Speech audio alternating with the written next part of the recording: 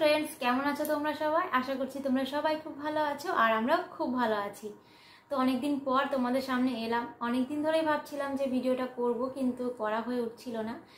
তো video title আর thumbnail দেখে তো তোমরা বুঝেই গেছো যে আজকের ভিডিওটা কী নিয়ে হতে চলেছে। তো আমাদের জীবনের সব থেকে আনন্দের দিনটি তোমাদের সাথে শেয়ার করতে চলেছি। তো যে দিনটার জন্য আমরা এত দিন ধরে অপেক্ষা করছিলাম, সেই দিনটি চলেই এলো। তো আজকের দিনে আমাদের ছোট্ট সোনা আমাদের কোলে এসেছিল। তো সেই দিনটিরই কিছু কিছু মুহূর্ত তোমাদের সাথে শেয়ার করতে চলেছি। তো তোমরা পুরো ভিডিওটা স্কিপ না করে কন্টিনিউ দেখতে থাকো, আশা করছি ভালো লাগবে। তো এই যে দেখো, এখানে গাড়ি চলে এসেছে। তো সবার আশীর্বাদ নিয়ে আমরা বেরিয়ে পড়ছি আমাদের ছোট্ট সোনাকে আনার জন্য। আর একটা খবর তোমাদেরকে জানানো হয়নি, আমার বোনও কিন্তু প্রেগনেন্ট। আমার ডেলিভারির 1 মাস পরেই ওর ডেলিভারি ডেট রয়েছে। তো আজকে ওর একটা ইউএসজি রয়েছে আর মনোরমাতেই রয়েছে। তো ওই জন্য আমরা একসাথেই বেরিয়ে পড়ছি। আর ও কিন্তু আমার ওটি শেষ হওয়া পর্যন্ত এই অবস্থাতে বসেছিল আমাদের ছোট্ট সোনাকে দেখবার জন্যে। কিন্তু ওর যেদিন ডেলিভারি হয় সেদিন আমি ওর সাথে থাকতে পারিনি। ভীষণ খারাপ লাগছিল যে ও আমার সাথে ছিল কিন্তু আমি ওর সাথে একটু থাকতে পারলাম না। কারণ সেদিন আমাদের ছোট্ট সোনার 1 মাস বয়স আর তখন বেশ ঠান্ডা পড়ে গেছে। তো এই জন্য যেতে পারিনি। আর দিনটি ছিল 12ই নভেম্বর, রবিবার, কালী পুজোর দিন। তো এই যে দেখো, আমাদের ছোট্ট সোনাকে আনার জন্য আমরা বেরিয়ে পড়েছি। তো যাচ্ছিলাম আর ভাবছিলাম, এই তো সেদিন জানতে পারলাম যে আমাদের ছোট্ট সোনা আমাদের কাছে আসতে চলেছে। আর দেখো, দেখতে দেখতে সেই দিনটি চলেও এলো যেদিন আমাদের ছোট্ট সোনা আমাদের কোলে এলো। তো ওটির আগে তো সব জুয়েলারি খুলে রাখতে হয়, তো সেই কারণে বাড়িতেই আমি সব জুয়েলারি খুলে রেখে গেছিলাম। শুধু হাতে লাল পলাটা ছিল, কিন্তু ওখানে যাওয়ার পর ওরা সেই লাল পলাটাও খুলে দিয়েছিল।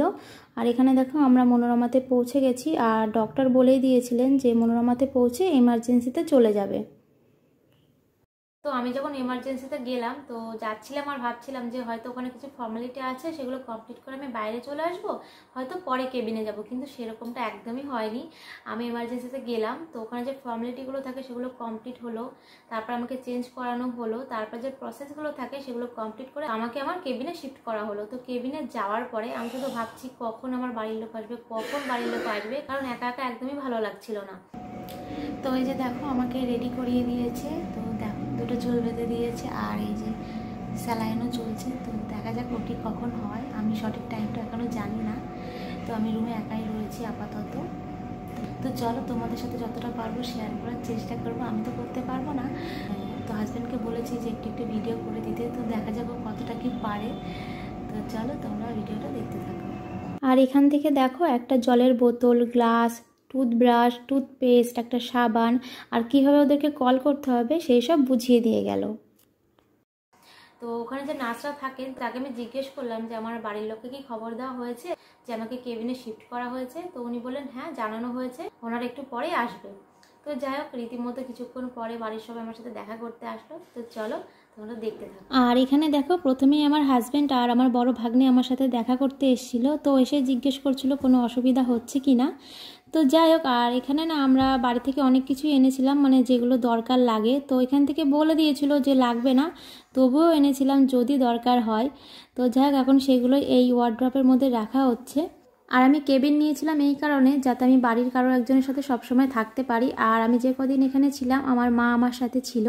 আর এখানে দেখো, ও আমার সাথে একটু মজা করছিল যে একটা ছবি তুলি। আর এদিকে দেখো, আমার বোনও আমার সাথে দেখা করতে চলে এসেছে। তো সবাই এসেই আমার সাথে মজা করছিল যাতে আমি একটুও ভয় না পাই। আর সত্যি কথা বলতে আমি একটুও ভয় পাচ্ছিলাম না, শুধু আমি ভাবছিলাম কখন আমার ওটি হবে, কখন আমি আমার ছোট্ট সোনাকে দেখতে পাবো। কিন্তু মা বাবার মন বুঝতেই পারছো, আমার মা বাবার মুখটা দেখলে তোমরা বুঝতে পারবে যে ওরা কতটা চিন্তায় ছিল। আর এই হচ্ছে আমার কেবিন। আর ওই যে দেখো, ওয়ার্ড্রপের সামনেই রয়েছে আমাদের অ্যাটাচ বাথরুম। তো কোনো অসুবিধাই হয়নি, এখানে আমার খুবই ভালো লেগেছে। কেমন লাগছে? কটায় টাইম দিয়েছে, কটায় হবে ওটি?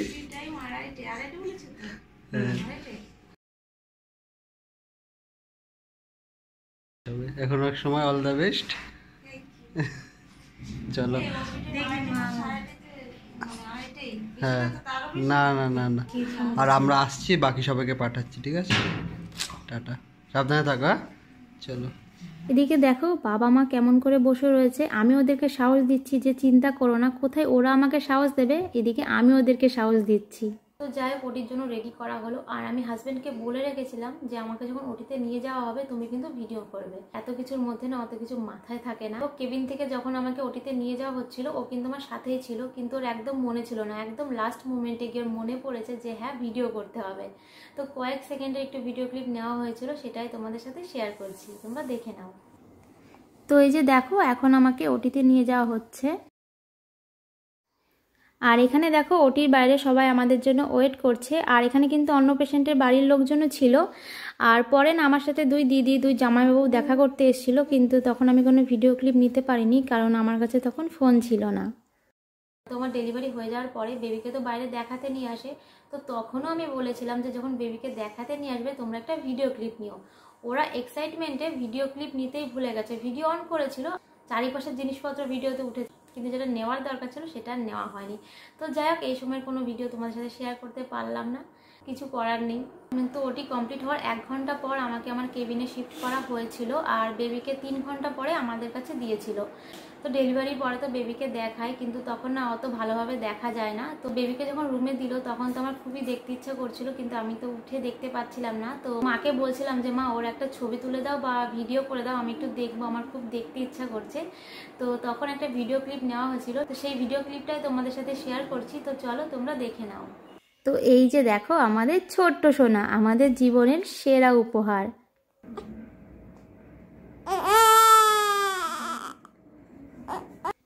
তো এই যে দেখো রাতেও একটু কান্নাকাটি করছিল, তো মা নিয়ে রুমের মধ্যে একটু হাঁটাচলা করছিল, তো তারপরে না ও সুন্দর ঘুমিয়ে পড়েছিল। তো চলো এই ভিডিওটা আমি এখানে শেষ করছি। সবাই সুস্থ থেকো, ভালো থেকো, দেখা হবে নতুন ভিডিওর সাথে। এখনকার জন্য টাটা।